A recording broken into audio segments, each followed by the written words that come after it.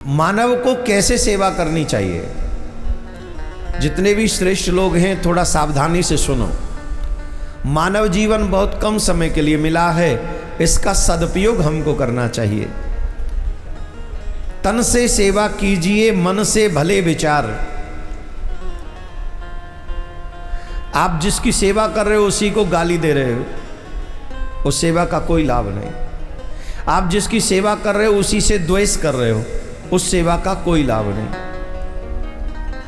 सेवा करते समय निस्वार्थ भाव से सेवा करें और सेवा करते समय यह सोचे कि मैं जिनकी सेवा कर रहा हूं वो नारायण ही मेरे घर में मानव रूप में पधारे हैं। ऐसा भाव आपका होना चाहिए। तन से सेवा कीजिए, मन से भले विचार, धन से इस संसार में करिए परोपकार।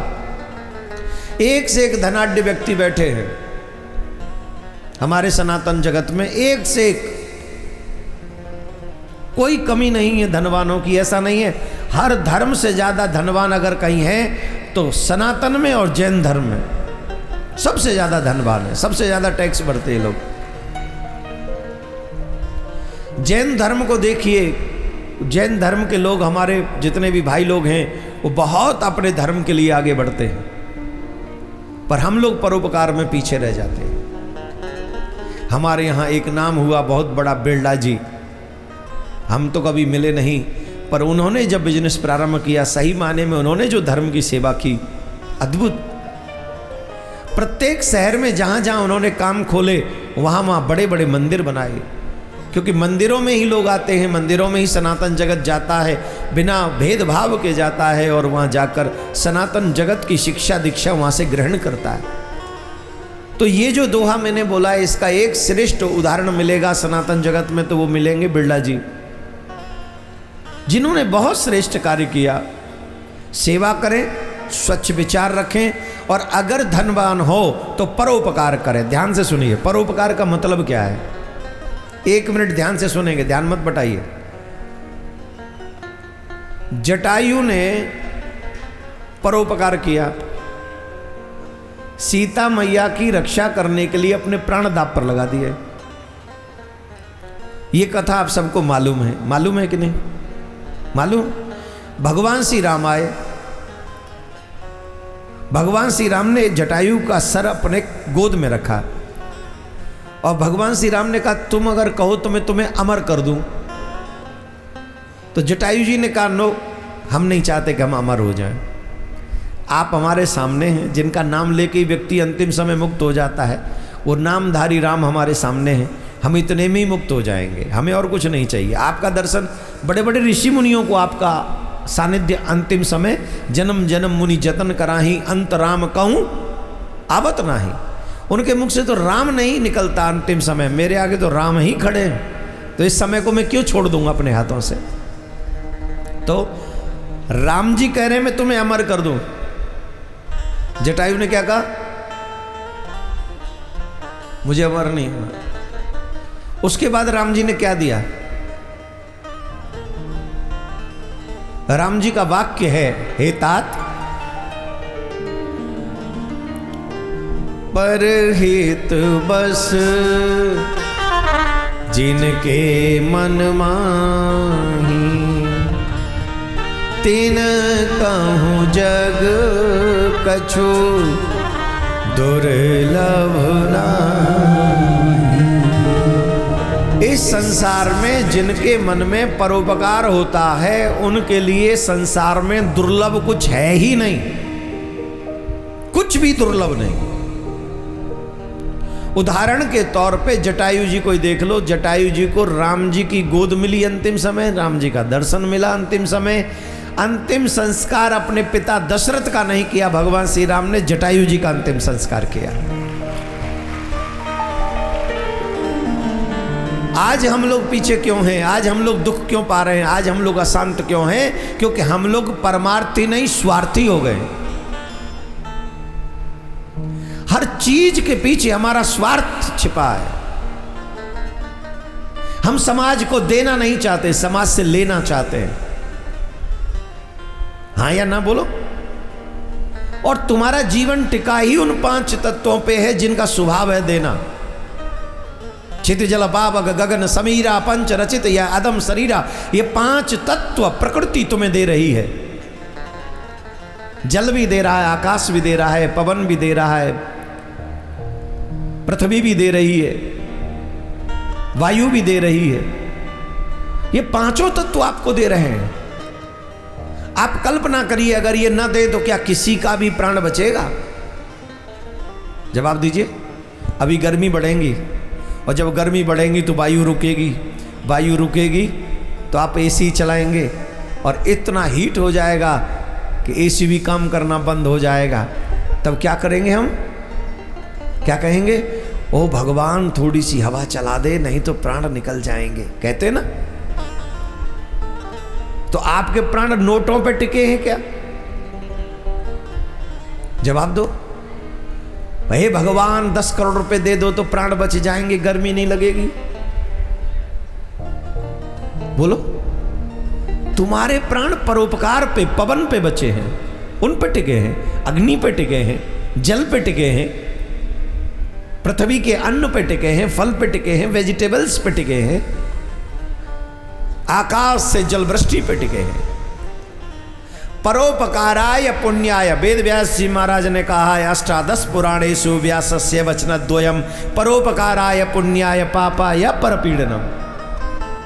18 पुराणों का सार है, सबसे बड़ा पाप है दूसरों को दुख देना, और सबसे बड़ा पुण्य है दूसरों को सुख देना।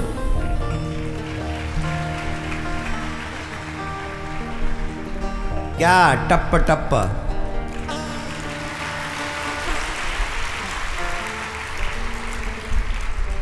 ताली तो ऐसे बजा रहे हो जैसे यहां से जाते ही घर का सारा धन खर्च से ले आएंगे और जितने भी पानीपत में गरीब हैं सबको जाके अमरस पिलाएंगे। करना चाहिए आपको। कुछ चीजें हम बता देते हैं। गर्मियों में जल का दान अवश्य करना चाहिए, और जितना संभव हो सके अन्नदान करना चाहिए। गौ की सेवा से कभी पीछे नहीं मुड़ना चाहिए, और आए हुए अतिथि को भगवान समझकर सेवा करनी चाहिए। एक और अहम बात है, ए माताराम, ए ब्लू सूट वाली, क्या तुम आपस में बतियाती रहती हो? उम्र देखो, उम्र कितनी हो गई होगी? अच्छा भैया, मैया भैया बताना जरा कितनी आयु हो गई आपकी? हाँ मैंने गलती कर दी, माताएं तो कभी उम्र बताती नहीं। हाँ ये गलती कर दी। तो माता जी 25-30 साल की तो होंगी आप? राधे राधे बोलना पड़ेगा। देखो जो आगे बैठते हैं उनको तो कतई बात नहीं करनी चाहिए। अब पूरा कनेक्शन खत्म करवा दिया आपने, जहां तक हम बोल रहे थे सब खत्म। क्या बोल रहे थे हम? जलदान करना चाहिए, अन्नदान करना चाहिए, गौ की सेवा करनी चाहिए, और हर जरूरतमंद की सेवा करनी चाहिए। अब वो जरूरतमंद भोजन का भी हो सकता है, वस्त्र का भी हो सकता है, एजुकेशन सिस्टम का भी हो सकता है। जैसे विश्व शांति सेवा चैरिटेबल ट्रस्ट 125 कन्याओं को पढ़ाता है, और आप लोग बढ़ चढ़कर उसमें हिस्सा ले रहे हैं। मेरे को क्या मिलेगा? आपको क्या मिलेगा? मुझे और आपको शांति, और किसी परिवार को एजुकेशन। एक बच्ची अपने पैरों पे खड़ी हो जाएगी, और एक बच्ची नहीं होगी, एक पूरा परिवार होगा। यह है परोपकार की सही नींव। अभी तो हमारे मन में बहुत कष्ट है कि अभी तो सिर्फ 125 कन्याओं को ही हम आगे इस लाइन में बहुत कुछ करना चाहते हैं। और आप जैसे कुछ विद्वान लोग, पढ़े लिखे लोग, पहले दिन यहाँ पर आए थे। एक यूनिवर्सिटी के, एक के नहीं कई 8-7 यूनिवर्सिटी उनकी हैं शायद, आई थिंक, वो भी। तो ऐसे संपन्न लोगों को लेकर कुछ ऐसा काम होना चाहिए जिससे हमारे वो बच्चे आगे बढ़ सकें, जो शायद अपने बल पे वो कभी नहीं बढ़ सकेंगे। ये होगा सनातन का सबसे बड़ा परोपकार, सबसे बड़ा। हम दान दे देंगे कितनी बार दान दे लेंगे? उस दान से कितने, एक बार देंगे, 2 बार देंगे, लेकिन एक ही बार में वो एक काम दे दें जो परमानेंट, वो भी दान देने योग्य बन जाए। और इसी को कहा गया है परोपकाराय पुण्याय। भगवान श्री राम ने कहा है जिनके मन में परोपकार की भावना है उनके लिए संसार में कुछ भी दुर्लभ। तो मैं आपसे निवेदन करूंगा, आप अपने बच्चों के लिए अरबों खरबों कमा के चले जाओ, वो दायित्व है आपका, लेकिन उन अरबों रुपए में से कुछ धन समाज की सेवा में, समाज की मतलब अब एक और बड़ी प्रॉब्लम हो गई हमारे समाज में, ब्राह्मण हैं तो ब्राह्मण समाज में ही करेंगे, क्षत्रिय हैं तो क्षत्रिय समाज में ही करेंगे, वैश्य हैं तो वैश्य के समाज में, मतलब बाकी सब मर गए। ये परोपकार नहीं है, ये सिलेक्टेड परोपकार है। परोपकार तो ये है जो किसी को भी आवश्यकता हो, मतलब कम से कम सनातनियों को। हमें इतना सुकोड़ना नहीं चाहिए, हमें अपने भगवान श्री राम सबके लिए है, भगवान श्री कृष्ण सबके लिए है, भागवत सबके लिए है, रामायण सबके लिए है, तो फिर हमारा परोपकार सीमित कैसे हो सकता है? अभी हम जब आज डिबेट में गए तो पाकिस्तानी था, एक पाकिस्तानी कह रहा था इन ब्राह्मणों को मंदिरों में बैठाल दो, नहीं तो ये लड़वा के छोड़ेंगे, कुछ ऐसा कह रहा था वो। मैं भी पहले क्षत्रिय था, मैंने धर्म बदल ली, मेरे पूर्वजों ने धर्म बदल लिया, ये ब्राह्मणों को हटाओ, पता नहीं मेरे को देखा हो, भड़क गया मुझे देखते ही। और हमारा भी नाम देवकी नंदन है।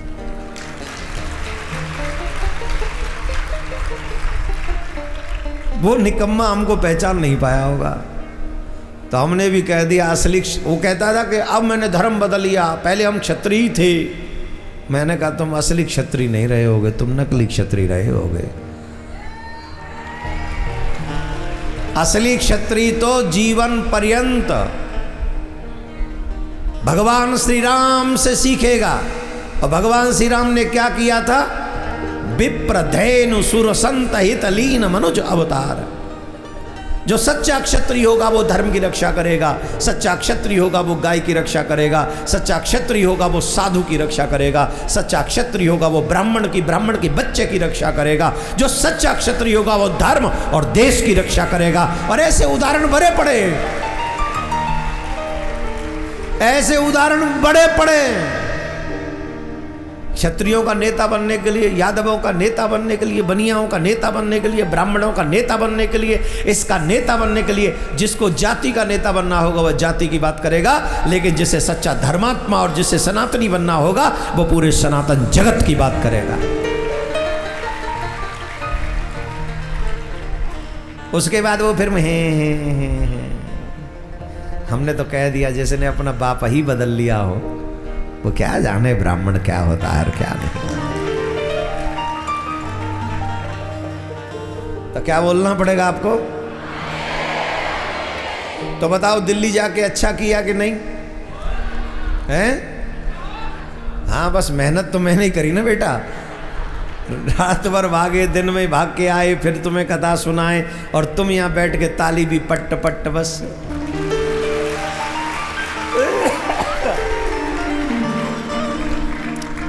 खैर, ये हमारे जीवन का दायित्व है और हम तब तक निर्वाहन करेंगे जब तक ठाकुर जी हमसे ये निर्वाहन चाहते रहेंगे। इसमें हमें कोई आपसे यश नहीं चाहिए, सम्मान नहीं चाहिए, ये हमारी जिम्मेदारी है।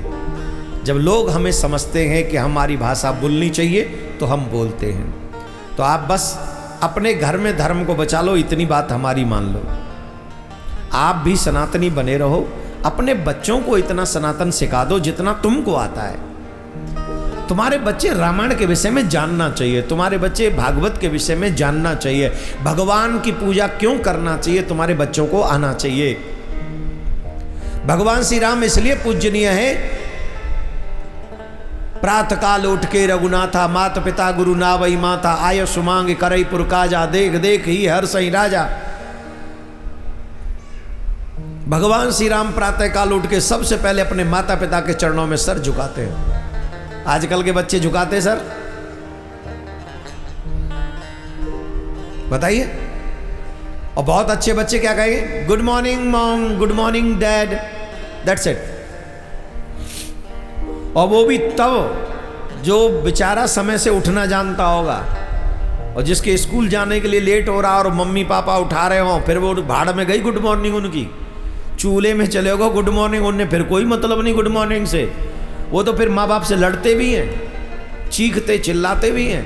अब बताइए ऐसे बच्चों को रामचरित्र कैसे अच्छा लगेगा? 6 साल का बच्चा, 5 साल का बच्चा माँ बाप से झूठ बोलता है, हाँ या ना?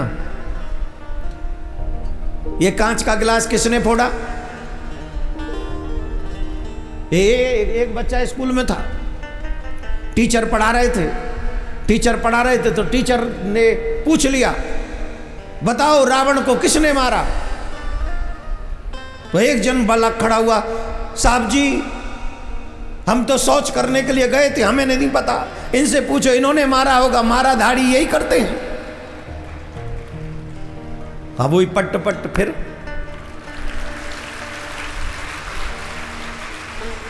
हम तो शौच करने गए थे, इनसे पूछो, मार धाड़ तो ये करते हैं। ये तो रामायण का ज्ञान है हमारे बच्चों को। हमारे बच्चे बचपन से झूठ क्यों बोलते हैं? क्योंकि रामचरित्र पढ़ा ही नहीं। भगवान श्री राम अपनी सौतेली मां के कहने से वन को चले गए। अंग्रेजी में उसे स्टेप मदर कहते हैं। माय डियर, कहां जा रहे हो? काय को बैठो, क्यों पिया था इतना पानी?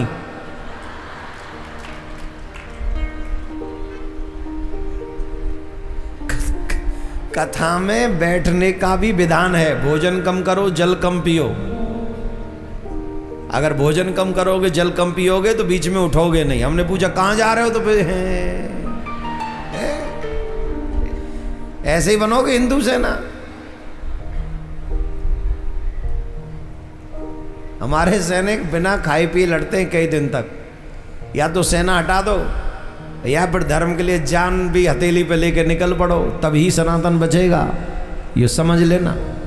हर मुसीबत सहकर धर्म के लिए अड़े रहो, धर्म के साथ खड़े रहो, और जब भी जरूरत पड़े अपनी भूमिका का निर्वहन करो। ये हर सनातनी को इस समय करना पड़ेगा। यही समय है, अभी समय है। राधे राधे बोलना पड़ेगा, और जोर से बोलना पड़ेगा। तो बात समझ में आई? रामायण अगर हमारे बच्चे पढ़ेंगे तो उन्हें पता होगा कि राम आज तक क्यों पूजे जाते हैं, त्रेता युग के बाद भी कलयुग में पूजे जा रहे हैं। क्यों? क्योंकि राम जी सौतेले की, जो सौतेली माँ है केकई, उसके वचन को भी सत्य करने के लिए वन को चले गए। इसका मतलब है माँ बाप चाहे सतयुग के हों, त्रेता युग के हों या कलयुग के, बच्चों के लिए आदरणीय है, बच्चों के लिए पूजनीय है। अपने माँ बाप के अगेंस्ट हमको कभी जाना नहीं चाहिए। अरे हम तो ना तुच्छ बातों पे माँ बाप को उल्टा सीधा बोल देते हैं। प्रहलाद जी महाराज के पिताजी कैसे थे बताइए जरा। हिरण्यकश्यप कैसा था? बोलिए। अच्छे थे? आग में जलाया, सांप से डसवाया, पहाड़ से गिरवाया, उसके बाद भी क्या प्रहलाद जी नहीं जानते थे कौन करवा रहा है? जानते थे कि नहीं? जोर से बोलिए। उसके बाद भी कभी प्रहलाद जी ने पिताजी को अपशब्द बोले हो तो बताइए।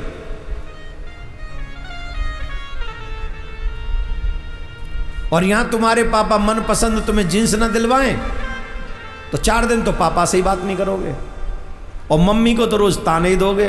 तुम रोज साड़ी ले आती हो, हमें जींस भी नहीं दिलवा रही है। पापा तो तुम्हारे ही अंडर में रहते, तुम्हारी बात मानते, हमारी तो सुनते ही नहीं पापा। रुक जाओ, हमारा भी ब्याह हो जाने दो, फिर तुम्हें और तुम्हारे पति को दोनों को इकट्ठा देखूंगा। मैं भी अपनी पत्नी के लिए साड़ी लाया करूंगा, पर तुम्हें कुछ नहीं दूंगा, ना तुम्हें ना उन्हें। ये है कलयुग की औलाद। पर ये सम्माननीय नहीं है, ये स्मरणीय नहीं है, इसको ये वंदनीय नहीं है। आपको लोग आदर नहीं देंगे, आपको लोग सम्मान नहीं देंगे। आपको सम्मान तभी देंगे माँ बाप चाहे तुम्हारे गाल पे 2-4 चांटे भी जड़ दे, उसके बाद भी तुम्हारी नजरें झुकी हुई हो, आपको ये पता हो यही मेरे जन्मदाता हैं।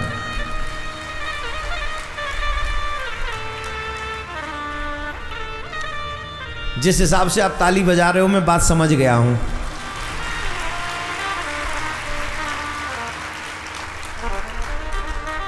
किया अभिमान तो फिर मान नहीं पाएगा, होगा प्यारे वही जो श्री राम जी को भाएगा, होगा प्यारे वही जो श्री राम जी को भाएगा। सुख दुख हानि लाभ सब मिले सही, जाई विधि राखेगा ताई विधि रही, जाई विधि राखेगा ताई विधि रही। क्या बोलना पड़ेगा? अपने माता पिता गुरु धर्म इनकी सेवा और इनकी आज्ञा का पालन अहंकार रहित होकर करना चाहिए।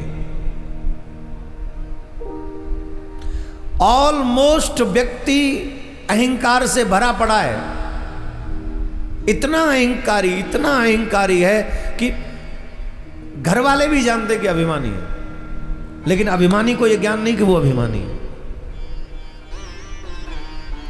अगर आप सेवा का, विचारों का, जीवन का सदुपयोग करना चाहते हैं तो पहली शर्त है अहंकार रहित हो। भगवान को भी अहंकार अभिमान पसंद नहीं है और हम लोग इसीलिए पीछे रह रहे हैं, भटक गए हैं, पीछे रह गए क्योंकि हम लोगों में थोड़ा सा कार्य करने पर अभिमान आ जाता है और अभिमान के कारण हम ठाकुर जी की दृष्टि में गिर गए। हर बच्चे को चाहिए कि वो माँ बाप की सेवा अभिमान रहित होकर करे, उनकी आज्ञा का पालन अहंकार रहित होकर करे, विनम्रता के साथ करे। विद्या ददात विनियम, ऐसी एजुकेशन ले जो हमको विनम्र बनाए। माँ बाप, गुरु, धर्म, श्रेष्ठ लोगों के प्रति विनम्रता रहे, लेकिन दुष्ट लोगों के प्रति योद्धा भी बना रहे। ऐसा नहीं कि दुष्ट हमारे देश पे आक्रमण करे और हम तब भी कहें भैया मान जाओ, भैया तब नहीं, भैया मान जाओ, तुम गोली चलाओगे हम गोला।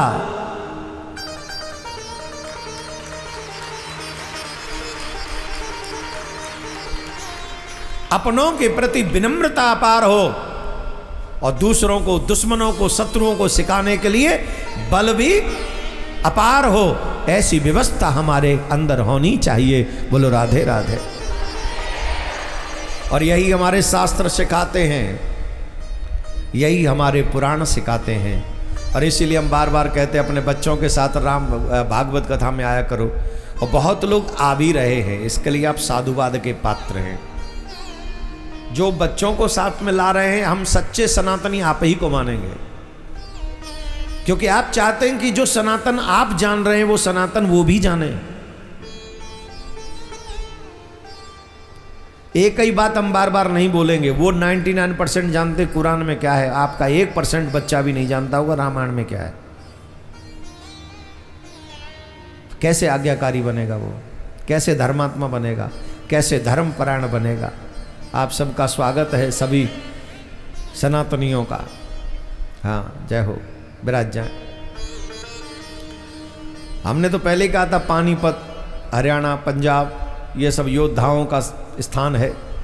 मुझे भी 100-200 योद्धा चाहिए इधर, हरियाणा से, पानीपत से, पंजाब से 200 ऐसे हट्टे कट्टे जवान चाहिए जो मतलब जहाँ के निकल जाएं, वहीं से सियावर रामचंद्र की जय, समुद्र भी रास्ता दे दे।